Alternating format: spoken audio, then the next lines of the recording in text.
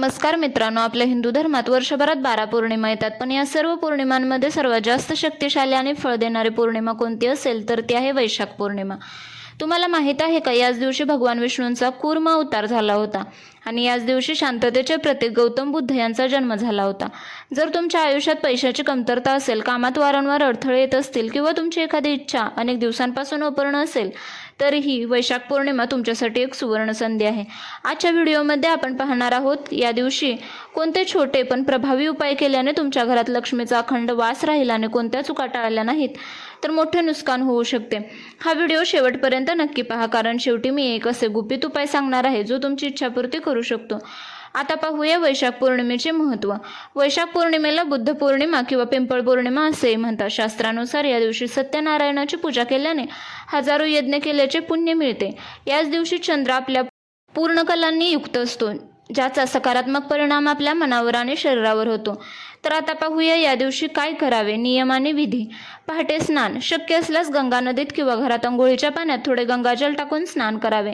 तसेच या दिवशी घरात सत्यनारायणाची कथा वाचणे अत्यंत शुभ असते। वैशाख महिन्यात उष्णता जास्त असते, म्हणून या दिवशी जलदान किंवा छत्रीदान किंवा अन्नदान करणे खूप पुण्यकारक मानले जाते। तसेच दीपदान, संध्याकाळी तुळशीपाशी आणि घराच्या मुख्य दरवाजावर गायीच्या तुपाचा दिवा नक्की लावावा। धनप्राप्ती आणि इच्छापूर्तीसाठी प्रभावी उपाय। जर तुम्हाला आर्थिक प्रगती हवी असेल तर हे उपाय नक्की करा। पिंपळाच्या झाडाची पूजा। पौर्णिमेला पिंपळाच्या झाडामध्ये भगवान विष्णू आणि लक्ष्मीचा वास असतो। एका तांब्यात पाणी, दूध आणि साखर मिसळून पिंपळाच्या मुळाला अर्पण करा आणि 11 प्रदक्षिणा घाला। तसेच महालक्ष्मी अभिषेक। रात्री चंद्राच्या प्रकाशात बसून महालक्ष्मीला 108 गुलाबाची फुले अर्पण करा किंवा श्रीसूक्त पाठाचे वाचन करा। तसेच कवड्यांचा उपाय। पूजेच्या ठिकाणी 5 किंवा 11 पिवळ्या कवड्या ठेवा, त्यांना हळद कुंकू लावा आणि दुसऱ्या दिवशी त्या लाल कापडात बांधून तुमच्या तिजोरीत ठेवा, यामुळे धनाचे आगमन वाढते। तसेच चंद्रदर्शन, चंद्राला कच्च्या दुधाचे अर्घ्य द्यावे, त्यामुळे चंद्रदोष दूर होतो आणि मानसिक शांती मिळते। या दिवशी काय करू नये ते पाहूया। या दिवशी वादविवाद टाळा। या दिवशी घरात भांडणे करू नका, अन्यथा लक्ष्मी रागवून निघून जाते। तसेच तामसी भोजन टाळावे, मांस, मदिरा किंवा कांदा लसूण खाणे टाळावे, पूर्णपणे सात्विक राहावे। तसेच कोणाचाही अपमान करू नका, कठोर शब्द बोलू नका, वृद्ध किंवा गरजू व्यक्तीला रिकाम्या हाताने परतवू नका। तसेच सूर्योदयापूर्वी उठणे या दिवशी खूप महत्त्वाचे आहे। तसेच या दिवशी ज्यांचा वाढदिवस आहे त्यांच्यासाठी काय महत्त्वाचे आहे, ज्या व्यक्तींचा जन्म वैशाख पौर्णिमेचा असतो त्यांच्यावर चंद्र आणि विष्णूची विशेष कृपा असते। अशा व्यक्ती स्वभावाने शांत आणि बुद्धिमान आणि कलाप्रेमी असतात, ज्यांना समाजात मान सन्मान लवकर मिळतो। कधी कधी या व्यक्ती अतिशय संवेदनशील असतात, ज्यामुळे त्यांना मानसिक ताण जाणवू शकतो। त्यांनी दर पौर्णिमेला चंद्राला अर्घ्य देणे फायदेशीर ठरते। आता पाहूया कूर्म जयंती, विष्णूंचा दुसरा अवतार। याच दिवशी भगवान विष्णूंनी कूर्म म्हणजेच कासव अवतार घेतला होता। समुद्र मंथनाच्या वेळी मंदराचल पर्वत समुद्रात बुडू लागला होता, तेव्हा विष्णूंनी कासवाचे रूप घेऊन तो पर्वत आपल्या पाठीवर घेतला। आता पाहूया काही उपाय। जर तुमचे रखडलेले काम मार्गी लावायचे असेल तर या दिवशी विष्णू मंदिरात जाऊन कूर्म प्रतिमेचे दर्शन घ्यावे किंवा कासवाच्या मूर्तीची पूजा करावी, यामुळे कामाला स्थिरता मिळते। तसेच पिंपळाच्या झाडाचे विशेष महत्त्व। विष्णू लक्ष्मी संयोग। वैशाख पौर्णिमेला पिंपळाच्या झाडाला पाने घालण्याचे महत्त्व सर्वात जास्त आहे। आध्यात्मिक कारण पाहूया यामागचे। या दिवशी पिंपळाच्या झाडात साक्षात लक्ष्मी आणि विष्णू वास करतात असे मानले जाते। धनप्राप्तीसाठी या दिवशी काय उपाय करू शकतो, तर या दिवशी पिंपळाच्या एका पानावर श्री लिहून ते पान घराच्या तिजोरीत ठेवावे, यामुळे घरात पैशाची आवक वाढते आणि आर्थिक संकट टळते।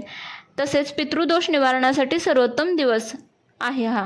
ज्या लोकांच्या कुंडलीत पितृदोष आहे किंवा ज्यांना आयुष्यात प्रगती करता येत नाही त्यांच्यासाठी हा दिवस महत्त्वाचा आहे।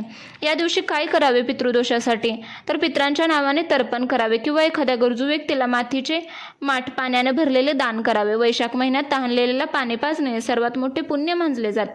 इच्छापूर्तीसाठी अर्घ्य देण्याची पद्धत। रात्री जेव्हा चंद्र पूर्ण तेजात असतो तेव्हा एका चांदीच्या किंवा तांब्याच्या पेल्यात पाणी घेऊन त्यात थोडे दूध, अक्षता म्हणजे अख्खे तांदूळ आणि पांढरी फुले टाकावीत। तसेच ओम सोमाय नमः हा मंत्र म्हणत चंद्राला अर्घ्य द्यावे। यामुळे फायदा काय होतो, तर तुमची जी काही प्रबळ इच्छा असेल ती लवकर पूर्ण होते आणि मनातील भीती दूर होते।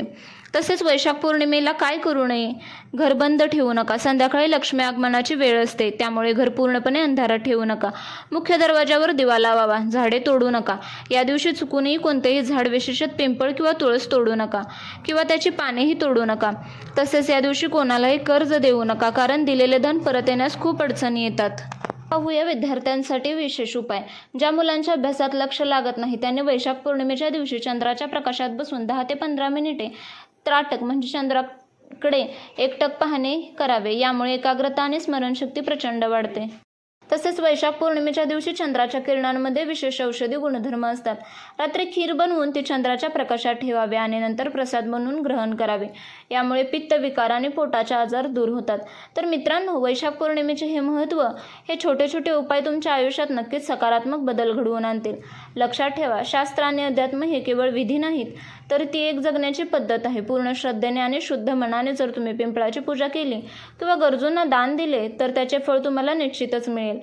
आज आपण या व्हिडिओमध्ये वैशाख पौर्णिमेचे महत्त्व याबद्दल सविस्तर माहिती पाहिली. मला आशा आहे की माहिती तुम्हाला उपयोगी पडली असेल किंवा उपयोगी पडेल आणि उपयोगी ठरेलही.